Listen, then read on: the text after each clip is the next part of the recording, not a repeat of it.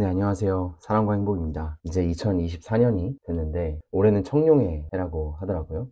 그래서 여러분들 2024년 계획하신 바가 있다면, 날아오르는 이 청룡처럼 모든 것들이 좋은 결과를 맺기를 진심으로 바라겠습니다. 일단, 오늘은 보시는 것처럼 여러분이 현재 느끼는 자신의 삶의 모습과 가장 가까운 것은 어느 것인지 한번 골라봐 주시겠어요? 그러니까 지금 내 삶이 너무 불행하다라고 느껴지면 이제 1에 체크하게 되는 거죠. 반대로 내 삶이 정말 행복하다 이렇게 느껴진다면 이제 7에 체크가 되는 거죠. 그냥 떠오르는 대로 즉각적으로 응답을 해보시면 좋을 것 같아요. 아마 다 체크를 하셨을 것 같은데, 사실 우리가 행복을 측정할 때 있어서 가장 대표적으로 활용되는 방식입니다. 당신 행복하십니까?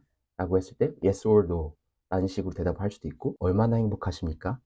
라고 한다면 그 수준을 또 이렇게 체크해 볼 수 있겠죠. 근데 이 방법의 가장 큰 단점은, 만약 조증 환자한테 조증 사파가 발생했을 때 이 질문을 하면은 조증 환자들은 당연히 기분이 고양된 상태일 거고 자신감이 넘치는 이런 증상들을 경험하기 때문에 본 7점에 해당된다는 답을 아마 할 겁니다.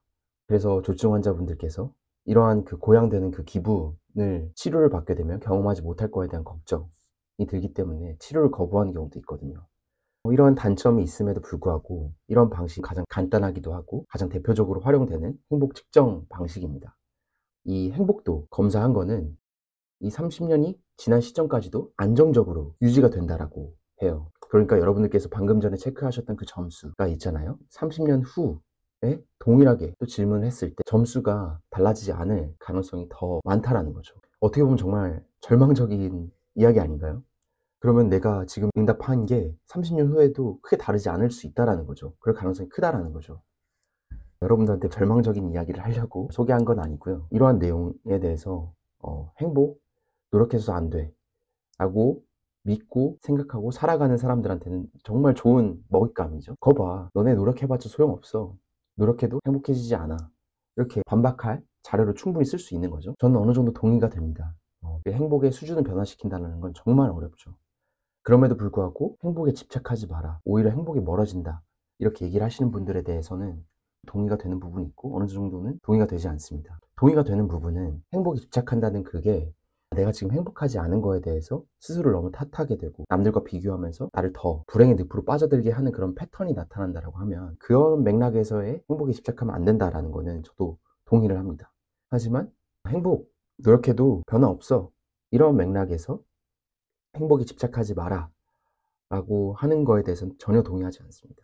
실제로 이 서울대 행복연구센터 연구에 따르면 행복이 선천적으로 결정되어 있다고 믿는 사람들보다 노력해서 행복해질 수 있다고 믿는 사람들이 그 행복 수준이 더 높은 것으로 나타났습니다. 그러니까 이 행복은 선천적으로 결정되고 노력해도 안 된다라고 믿는 사람들에 비해서 노력을 통해서 행복해질 수 있다라고 믿는 사람들이 더 노력할 의사가 있는 것으로 밝혀졌습니다.